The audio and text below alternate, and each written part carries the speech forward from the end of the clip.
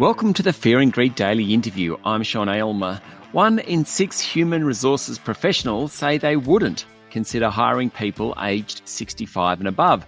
That's a pretty confronting statistic. Research conducted by the Australian HR Institute in partnership with the Australian Human Rights Commission shows an alarming level of age discrimination, which is even harder to understand considering the high level of job vacancies.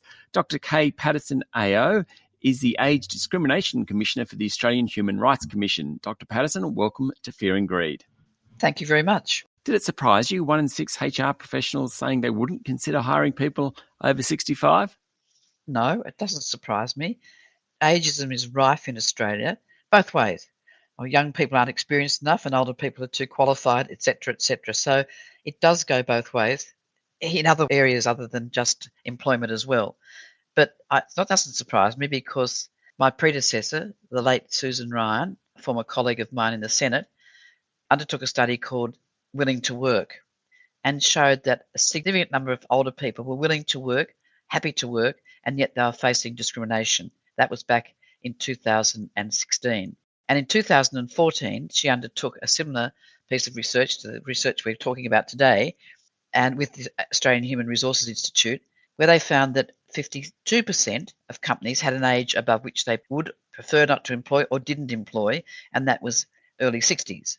Right. That was 52%.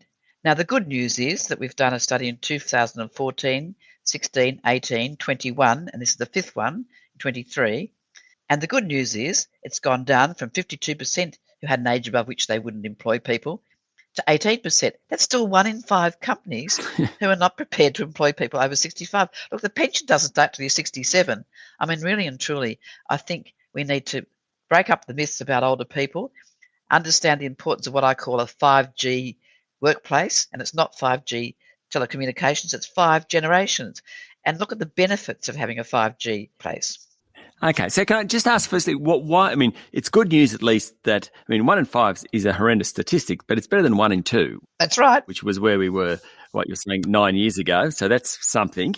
Why is it that older people don't get employed? Why do people not want to employ them? Well, ageism is rife. Oh, well, they can't do this. They'll be sick. They won't stay in the job very long.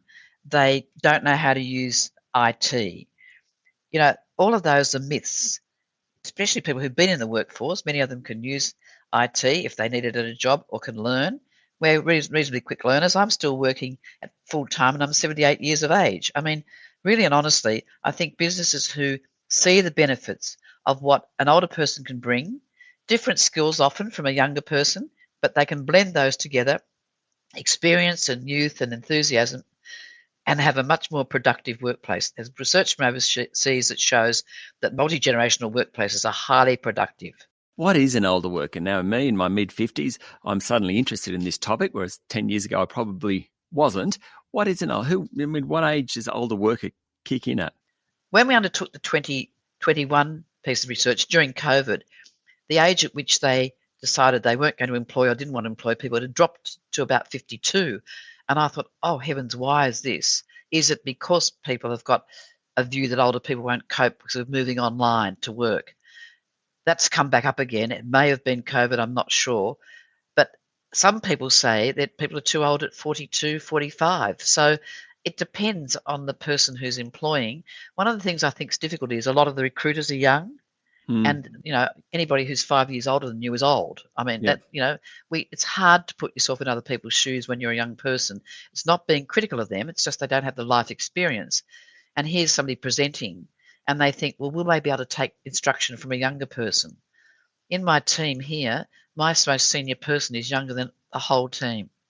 Yeah. And I think it shows that older people can be led by a younger person.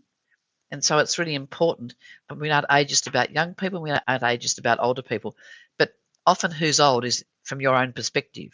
Yeah. So let's say the older people are someone older than me, is how I like to think of it. But let's put that sort of that 60 upwards age bracket. What are the benefits of employing older people? Well, many employers report they saw no difference between older and younger workers in terms of, this is in the recent study in 23, they didn't see differences between older workers in terms of job performance, concentration, ability to adapt to change, energy levels, and creativity. That's the majority of them, over 52%, over 50%. The advantages of older workers they saw was coping with stress, their attendance, their reliability, their awareness, their commitment, their loyalty. And younger people were seen as physically capable, ambitious, proficient in using technology. So they see many things they don't differ on and some things they differ on, and they bring those different skills to a diverse workforce, and they can support each other and better reflect our community. I mean, diversity is a great word because we often think about diversity in terms of gender, but there's a lot more to it. Race being an example, Disability. cultural backgrounds, disability, but age as well. Yes, and I think people have got to understand that older people sometimes bring, for example, dealing with customers. Now, I know there's a major shoe retailer here in Australia who actually came and talked to a committee I was chairing, a collaboration on older workers of people like the Australian hotel industry and Australian Council on the Aged, people from ACCI, people from business and people from the not-for-profit sector, to look at how we could increase the employment of older people. And that we had someone come and talk to us who was absolutely thrilled to employ older people because they understood that people have bunions and that they needed comfortable shoes, and they were patient when people, and you must have not been into a woman's shoe shop, but it could have been, but sometimes you have them there and they've got 15 pairs of shoes or 20 pairs of shoes around them. You need people who can be patient, who get why people need to try. You're going to be spending $400 on a pair of shoes. You want to try them on and feel that they're going to be comfortable and last a long time. So their advantage of older workers. Bunnings, for example, is another company that has older workers, former tradies who can help you. I often rely on them to say, what sort of paint should I use or whatever. Absolutely, yeah. So if you look at the way in which they can contribute, there was a company down in Wollongong that a group I met very early on in this job, and they needed 2 people to be in their car showroom to move cars around, to take them back when they'd been serviced. And they found if they had 2 people, it was hopeless because of especially if they were younger, the surf was up, they'd want to go surfing. And they said, they got 8 older men, said, I want one of you to be a leader. All we want is 2 people here every day. And so they mixed and matched when they wanted to have holidays, when they wanted to do, which days they wanted to do. And they had a reserve person. They always had 2 people. And I have to say, they also said they didn't have as many people being booked for testing the new Mercedes-Benz up the road. Yeah. We also had another group that ran a very small, this was down in Wollongong when I was looking at employing older workers as an issue and wanted to see what was happening on the ground. One company, it was a small private health company, and they found that some of their older workers were accumulating knowledge about their clients that they could use. It's much better to keep Mrs. Smith in hospital for 2 days. She tends not to come back. She just needs a bit more, being a bit more sure. But Mr. Smith, he goes out and he's fine. Yeah. But they don't write it down anywhere. And one of the pieces of work that we did, over these 5 iterations from 2014 to 23, talks about gathering information from older workers as they leave. And a lot of companies don't do that, and they go away with all this fantastic information in their head that they've never written down as to what's made them very successful employees. And so it's important for businesses too to harness that information or to keep them on part-time to transition the newcomers that can benefit from that experience. That's, if somebody working for 25 years in a place goes away with the very key knowledge that they need to keep their clients. Stay with me, Dr. Patterson. We'll be back in a minute.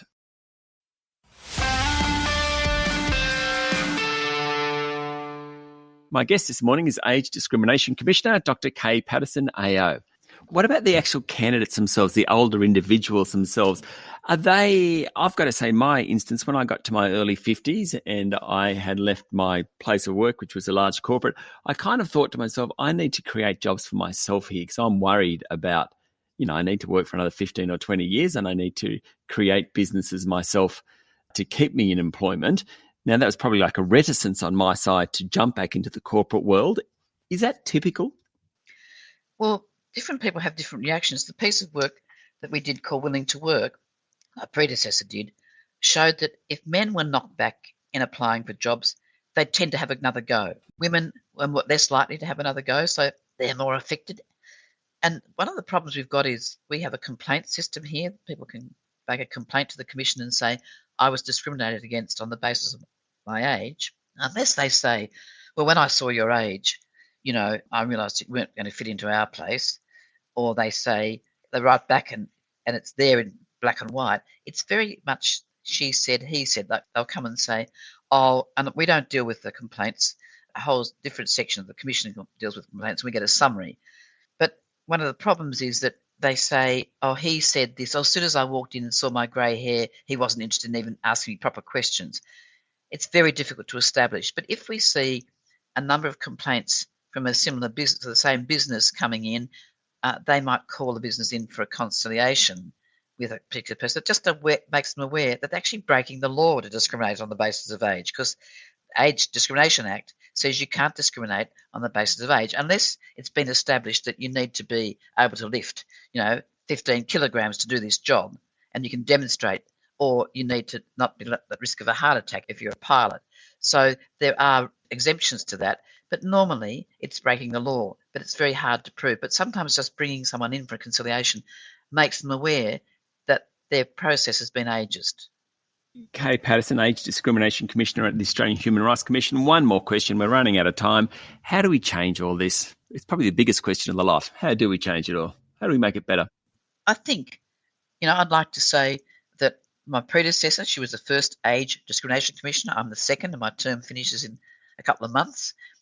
We've been working very hard to highlight best practice, to call out bad practice, to do this research to show that people are still ageist. But look, there has been improvement. We know from the research that the employers who are not willing to employ an older person has gone from 1 in 2 down to 1 in 5, but it's still not good enough. People shouldn't be discriminated on the basis of their age. And you know what I say to people whenever I talk on this issue? It's the employers who don't have a multi-generational workforce who lose out. There are so many benefits of the skills younger people bring, the skills middle-aged people bring, and the skills and knowledge older people bring that make your workplace better, functions better. I was talking to a plumber, a business who makes plumbing plastic pipes in Western Australia. They brought in an old retired plumber, and he said, if we deal with this in a different way, we won't have so much breakages. So he brought experience of his working with these pipes to their production. He also realised and said to me, they sit around the work table and they're complaining about a wife, and the older person will say, look, you just got to get through these bumps. If you get another one, it'll be just as bad in 10 years' time. And he said they give them those sorts of advice. So there's all sorts of stuff that happens on the factory floor, in the workplace, and in the kitchen, in the lunchroom. The meal room. That's fantastic. And anybody who gets the message that 5G workplaces are more productive, then they'll be the winners. A win-win for everyone. Kay Patterson, thank you for talking to Fear and Greed. Thank you very much. That was Dr. Kay Patterson, Age Discrimination Commissioner at the Australian Human Rights Commission.